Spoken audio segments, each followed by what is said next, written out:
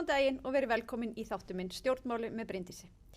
Nú ætlum við að ræða loftslagsmál, við höfum reynda gert það í nokkrum þáttum með svona mismunandi ívafi og nú það stóriðja og loftslagsmál eða álver og loftslagsmál.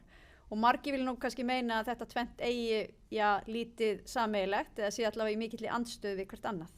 Ég fengi hérna til mig framkvæmdastjóra Samál sem eru þá samtök fyrir fyrirtæki í áliðnaðinum, Pétur Blöndal. Vertu velkomin. Takk fyrir það.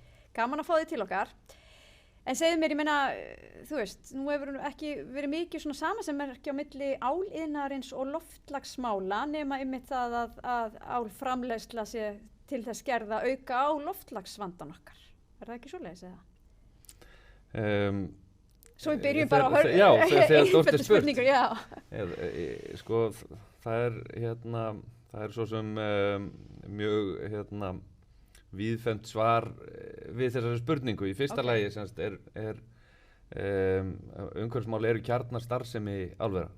Það eru mjög öflug umhverfisteymi í álverum og þau fjárfesta verulega í umhverfismálum og lofthreinsi virkjum og öðru slíku og árangur starfsmanna er tengdur beint við umhverfismálin og það mjög ánægjulegt að hér á Íslandi hefur verulegur árangur náðst í loftslagsmálum og raunar löngu áður en til dæmis ETS-kerfið kom til sögunar eða umræðan varð svona mikil loftslagsmálin eða losun frá álframleiðslu og bara strax frá 1990 ef við horfum þangað þá hefur dregið úr losun kolefnis eða CO2 eða CO2 ígilda 75% til dagsins í dag og það náðist með jafnari kærrekstri, það náðist með endurnýtingu á flúor.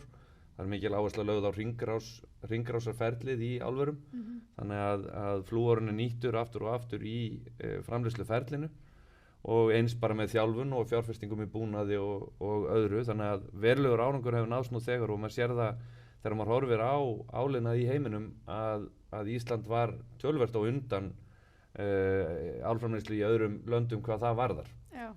En það enga síður svo eins og nefnir að það ekki hægt að framleiða ál án þess að tilverði CO2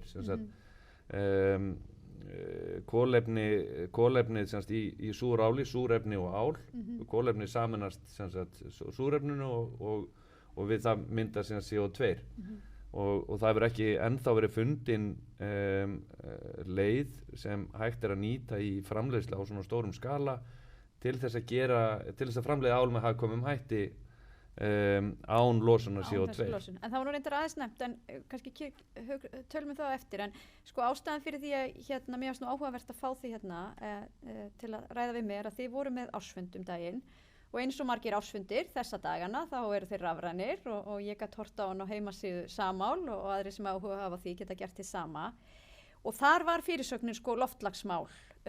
Sóknarfæri í loftslagsmálum og þar voru þið að sko ræða þessa þætti og ég tel mig nú hafa fylgst alveg sæmilega með íslensku atvinnulífi og stóriðinu og vissi að álverin á Íslandi fyrir utan það auðvitað hafa þennan hreina endurnýjanlega orkugjafa okkar sem rafmagnið að þá verður líka að vinna mikið í þessum málum.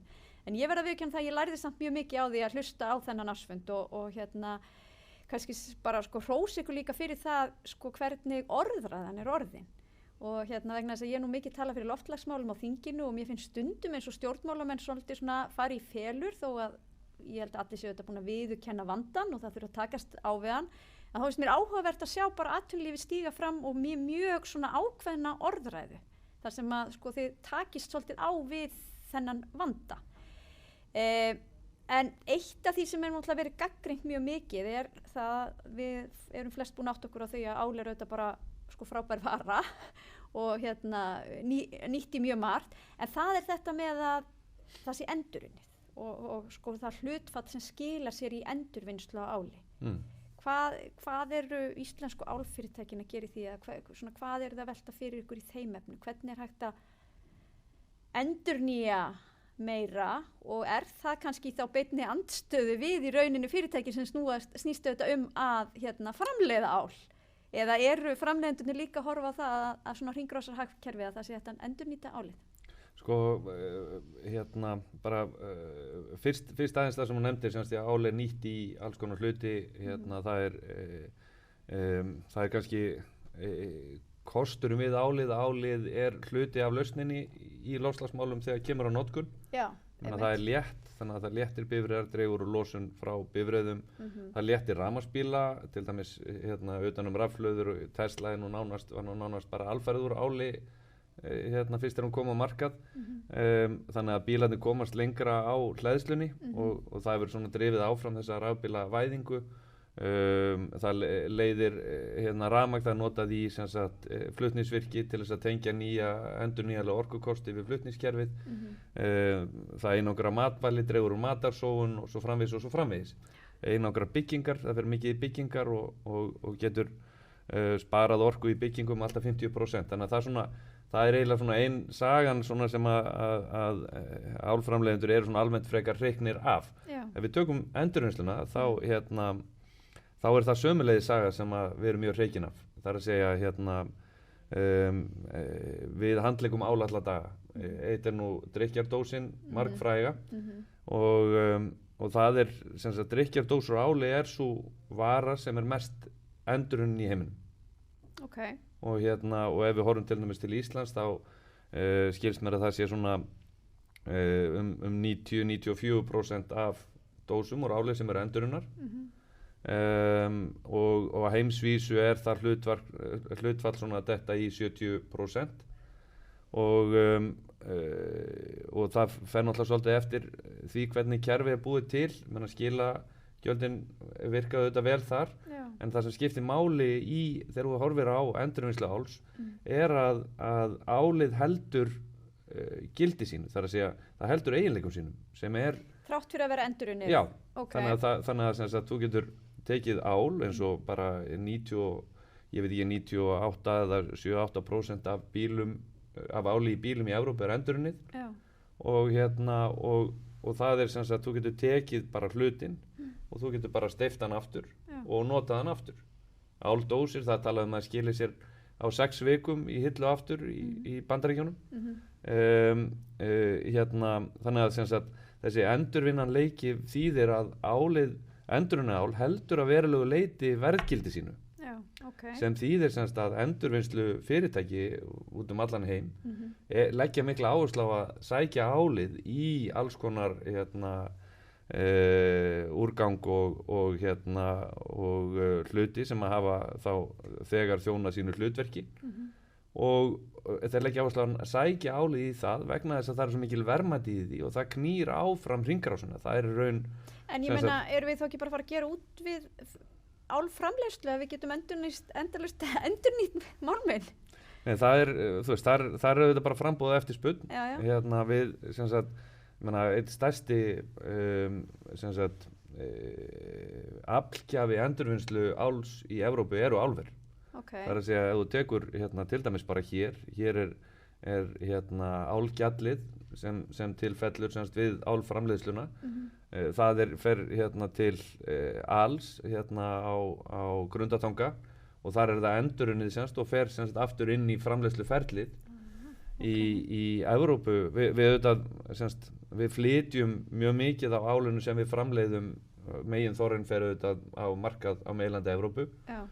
Og þar ég held að nýjustu tölur sem ég sá voru 40% af því áli sem fer í brotajárn og er tínt upp þar, fer aftur inn í framleiðsluferlið í álverum. Okay. Þannig bæði er álið, það ál er þó ódýrara heldur en frumframleiðslan, þannig að ef þau taka það ál aftur inn í framleiðsluferlið að þá fá þau hagkvæmari afurð. Já. En það skiptir líka máli að það lækkar kolefnisfótsporið vegna þess að til þess að bræða ál aftur þarftu bara 5% af orkunni sem fór í að framleiða það uppálega. Okay.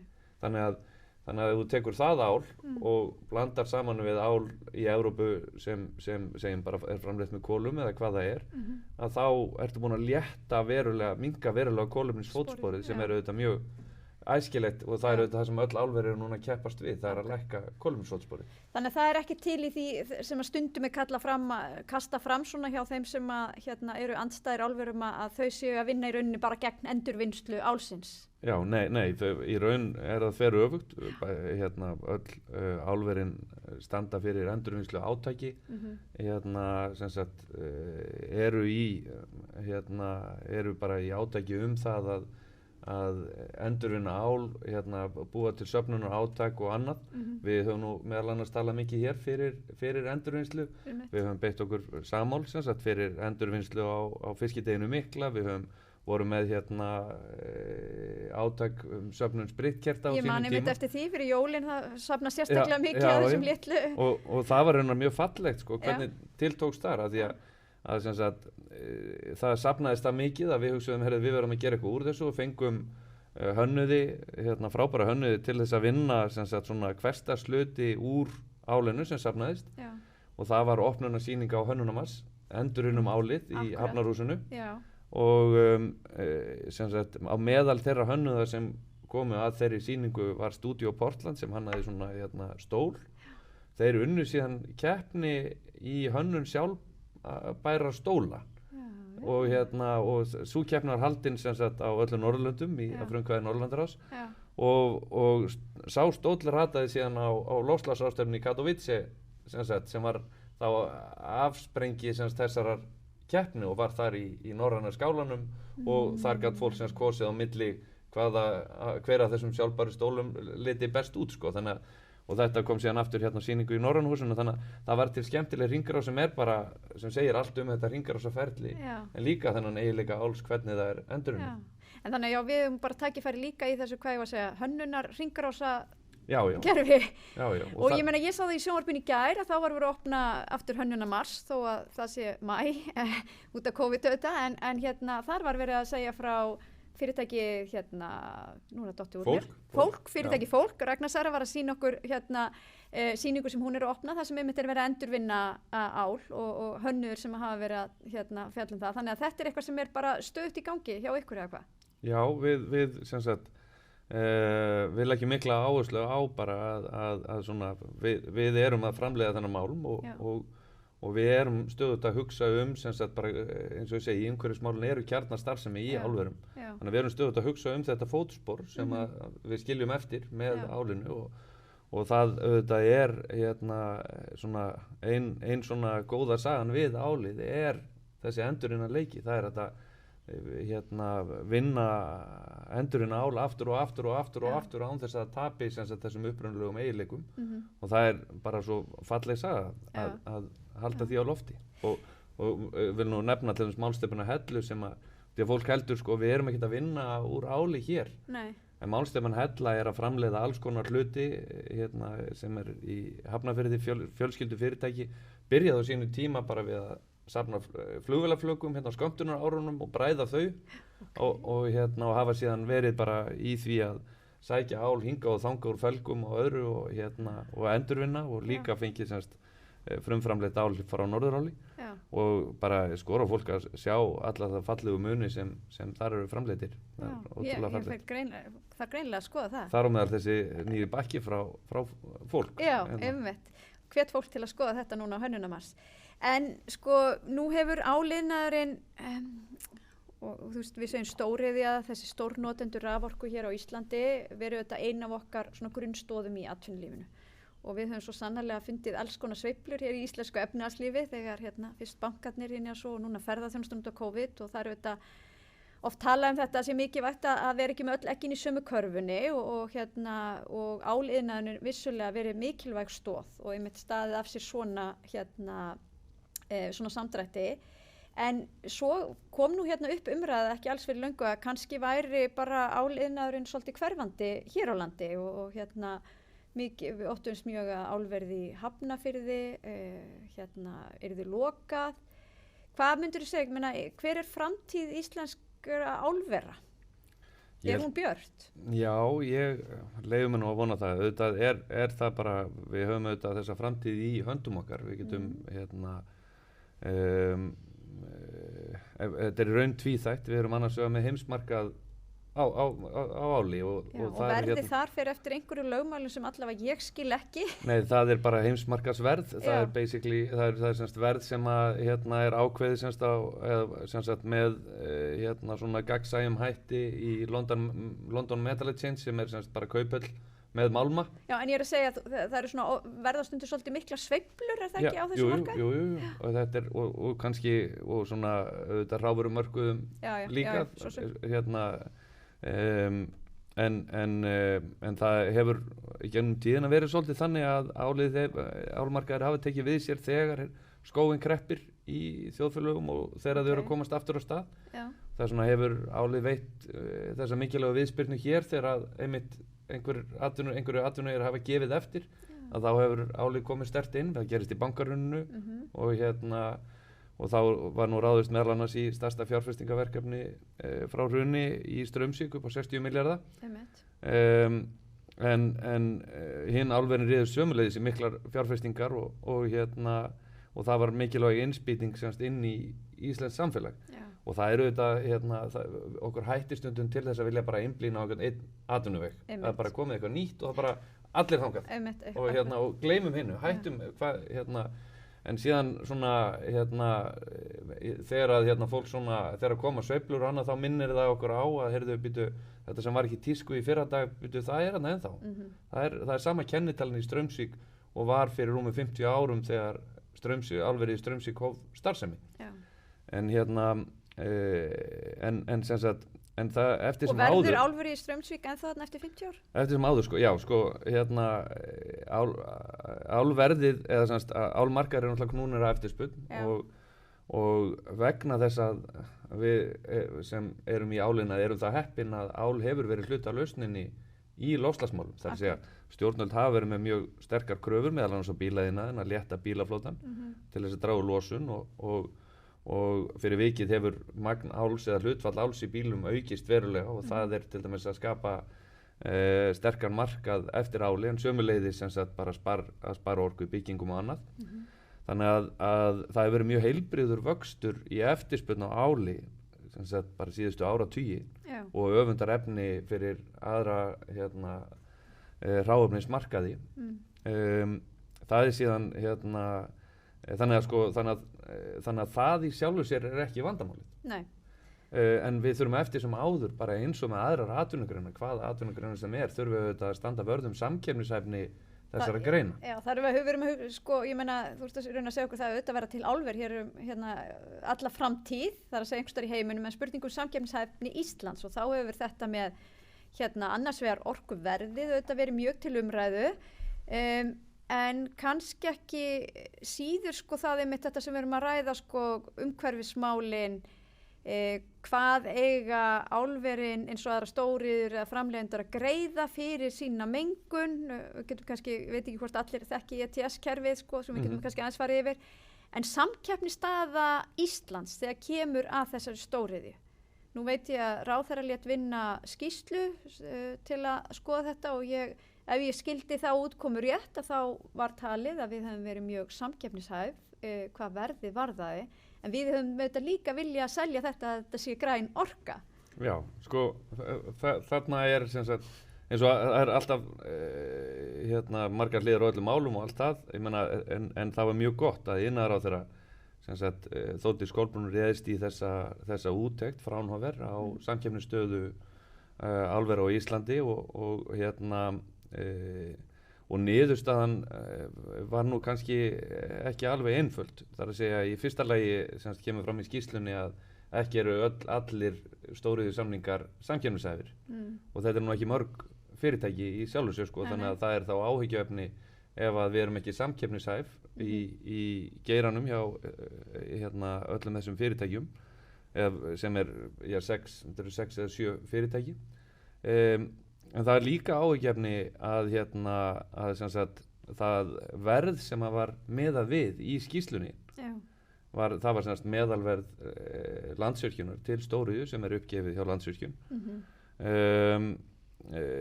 Það er ekki það verð sem er í boði í dag. Það er ekki þannig að skýrslan kannski tekur ekki afstöðu til þess verðs. Samningarnir eru til langs tíma þannig að meðalverðið auðvitað... Já, lægra heldur en sko það verð sem er í boði í dag, þannig að það kannski liggur ekki alveg fyrir hver samkeppnisstaðan hvað var það verð sem er í boði í dag. Og síðan eru settir varnaglar við það sem sagt að kostnaður við þáttöku í ETS-kerfinu sem sagt hann að aukast hjá orkuvinnslum í sem sagt Evrópu. Já. Það að segja í Þýskalandi eru kolorkuver, það alls konar þó að sem sagt kolefnisfótspor orkuframleiðslu sem sagt í Evrópu sé lágt hlutfallslega með aðrar heimsálfur. Að þá enga síður eru sum lönd sem sagt ekki sérstaklega vel stödd þar og þau þurfa að borga fyrir sína losun og það fer síðan út í verðið til álvera. Allstaðar hjá þessum stærstu álframleiðslu þjóðum í Evrópu sá hluti endurgreiddur, sá hluti orkuverðsins endurgreiddur nánast alfarið, alveg upp í 80%. Og þannig að sko... Þá ertu að tala í rauninu mengunar skattin ETS-kerfi sem að viðkomandi álver greiða. Já, þá ég að tala sko, álverin borga fyrir sínum losun, það eitt. Já. Og það innan þessa evrópsku samkeppnislosunarkerfi. Já, og sá kostnaður hefur til dæmis aukist verulega. Ég meina, hér má gera ráð fyrir við meðalverð á losunarheimildum að það sé á bilinu 1 til 2 milljarðar sem að þá stórið á Íslandi borgar fyrir sína losun. Þannig að þau borga fyrir sína losun og í því felst auðvitað hvati til þess að fjárfesta í loftslagsvænum lausnum. Til að draga úr losuninni. En síðan í Evrópu sem sagt, þá eru orkuverin líka að borga af sinni losun sem að orkufyrirtækin hér þurfa ekki að gera. Nei, vegna þess að þau eru með enga losun. Vegna þess að þau eru, náttúrulega.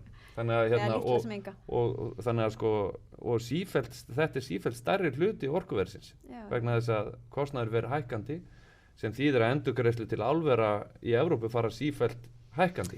Já.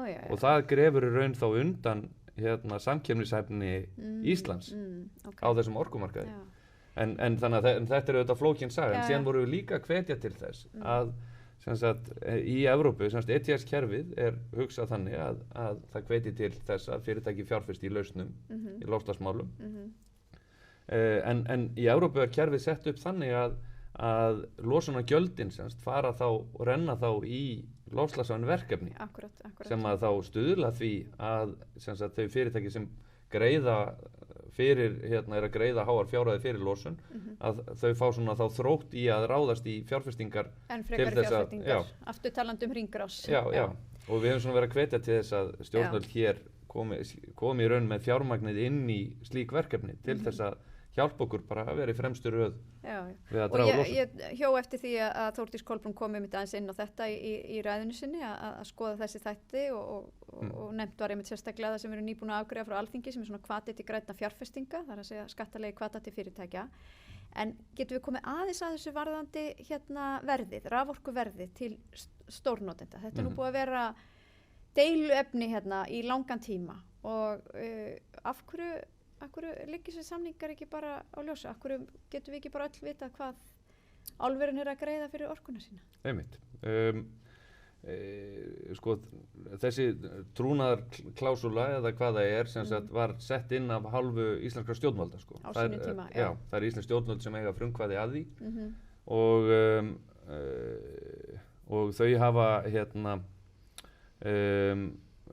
við getum bara til dæmis tekið þessa nýjustu samninga í álverinu í Straumsvík. Ég meina það verðist ekki allavega trúnaður þá samninga og þetta ekki bara í áliðnaði, þetta líka í gagnaversiðnaði og þetta í kísiliðnaði og Landsvirkjun að öllu leyti í eigu opinberra aðila, þannig að það auðvitað Landsvirkjun hefur það þá auðvitað í hendi sér í sínum samningum að það sé ekki trúnaður orkusamninga en það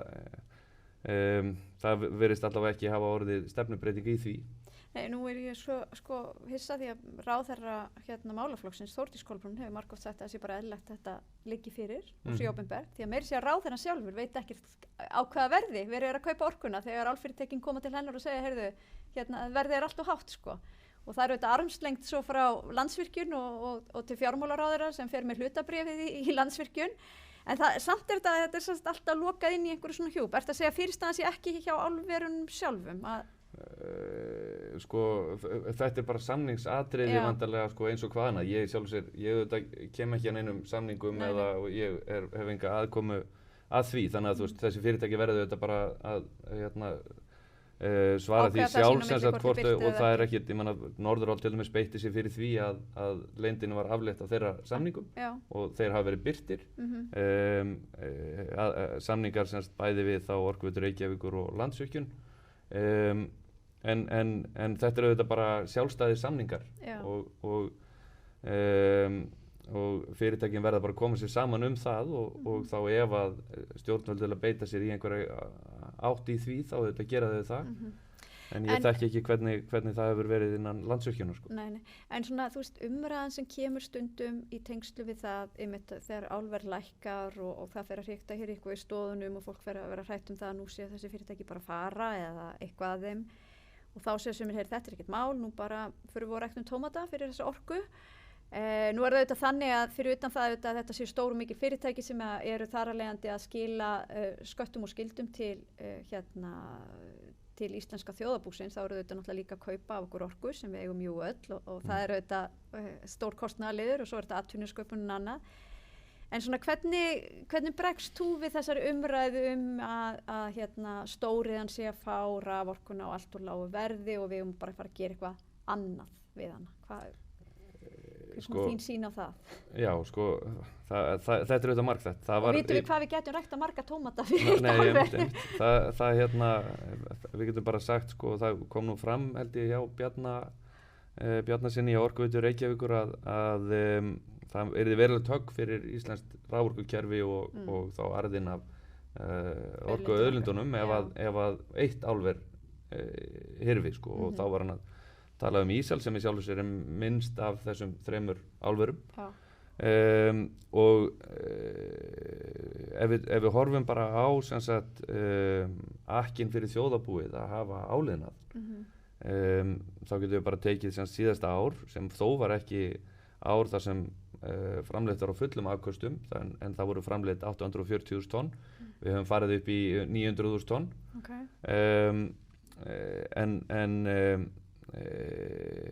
útflutningstekjur áliðnaðar voru 208 milljarðar og innlendur kostnaður nam 93 milljörðum ef við horfum og við erum eini atvinnuvegurinn mér vitandi sem erum að gefa upp innlendan kostnað sérstaklega en það er bara líka til þess að upplýsa umræðuna það má slá á að meðalverð Landsvirkjunar til áliðnaðar eða stóriðju að raforkukostnaður sé einhvers staðar 45 milljarða sem þýðir að það er minnihlutinn af innlendu kostnaði álvera sem er raforkuhlutinn Þetta er svolítið athyglisvert, ég hefði haldið að vera mun hærra Einmitt, 20 milljarðar fara í laun og launatengd gjöld og það er bara vel þekkt hefur margoft komið fram það sem er samanburður milli greina að áliðnaðurinn borgar mjög vel það er mjög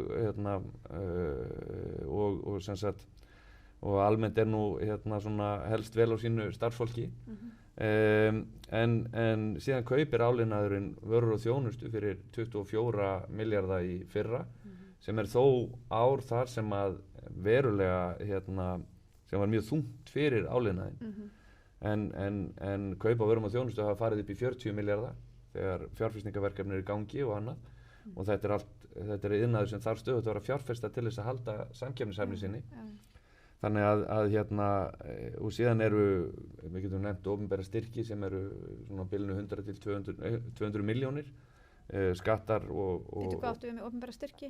Nei, styrki á fyrirtækina til samfélagsstyrki til íþróttafélaga og góðgerðarsamtaka og allt það sem er nú vel þekkt í Hafnarfirði til dæmis og síðan eru laun og síðan eru opinber gjöld þau voru 3 milljarðar í fyrra en þau hafa náttúrulega verið mun hærri þegar árið í fyrra var auðvitað mjög það var mjög erfitt í áliðnaði verðið hefur verið lágt núna í nokkuð tíma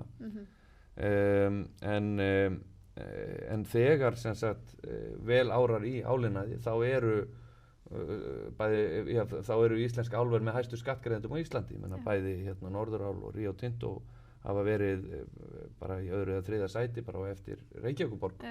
Okay. Þannig að í greiðslu tekjuskatts og þá erum við ekki að tala allt hitt sko, En sko, út af aðeins að renna út á tíma, það eitt sem ég langaði að koma inn á þetta, ég heyrði tala um það á ársfundunum og einhverstað var ég nú búin að lesa eða heyra podcast það, þessar sko tilraunir með að framleiða ál án þess að úrverði útblástur eða koltvísýringur, það væri hreinlega hægt að skila út bara súrefni.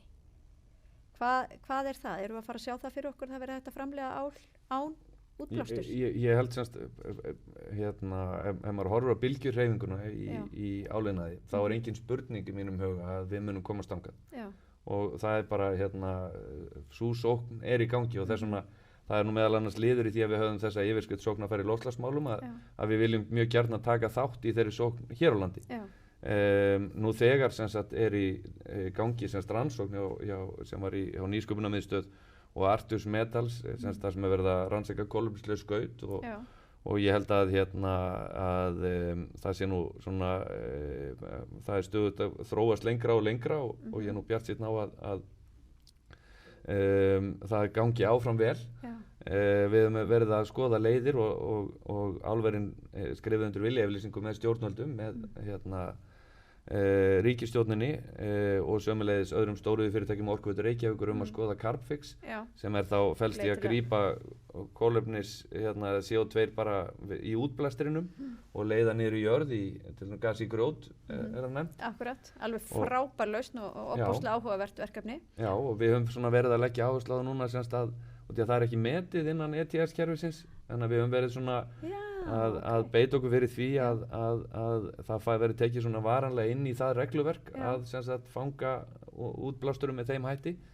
Og síðan eru sem sagt Rio Tinto og Alcoa, 2 fyrirtæki sem hér eru í samstarfi við kanadísk stjórnvöld og Apple að leitast við að þróa sem sagt framleiðslu línu getum við sagt með kolefnislausum skautum og eru komin langt með það, þar að segja það nú þegar búið að afhenda Apple eitthvað ál sem sagt úr því framleiðsluferli sem að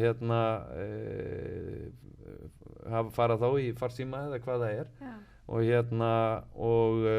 og þau stefna því að koma með þá einhverja svona varanlega lausn sem að væri þá hagkvæm í framleiðslu 2024 held ég að þau ætla að kynna eitthvað. Og það er þá tæknilegt maður að innleiða í starfandi álverum sem auðvitað mjög mikilvægt. Akkurat, þannig að það þýddi ekki það að það þurfti bara að loka þessum og byggja upp ný, það væri hægt að innleiða þetta í þeim álverum sem hér. Það er hugmyndin sko, og þess vegna Rio Tinto kemur í raun með þá sérþekkingu inn, Alcoa búið að vera fjárfesta í áratugi í rannsóknum og þróun á þessum kolefnislausu skautum og þannig svona leiða þau saman krafta sína og bara okkar lána hafa bæði álverin hér og ég bind mikla vonir við þetta verkefni. Það myndi þá þýða að það kemur ekkert kolefni inn í ferlið þegar verið að greina þessu undir súrefni og ál eða súrál þannig að það losnar súrefni þannig að það verður auðvitað dásamlegt ef þetta gengur. Þetta er auðvitað mjög falleg framtíðarsýn. Eigum ekki að ljúka samtalinu okkar hérna. Kærar þakkir fyrir að koma til mín og ég ætla að segja bara gangi ykkur vel og hvet ykkur áfram í þessum málum. Ég finnst gott að heyra orðræðina og gott að heyra þér á tánum gagnvart nýrri tækni í þessum efnum og ég held að við ættum að eiga alla burði til að vera fremst í þessu og tryggja samkeppnishæfni hér svona orkuvænnar stóriðju. Takk fyrir komuna. Takk hérlega, sömuleiðis. Ég ætla að þakka ykkur fyrir að horfa og minni enn og aftur á að þáttinn er hægt að nálgast bæði á YouTube og podcast undir hægri hliðin. Ég verð einn aftur á vikuliðinni. Takk fyrir.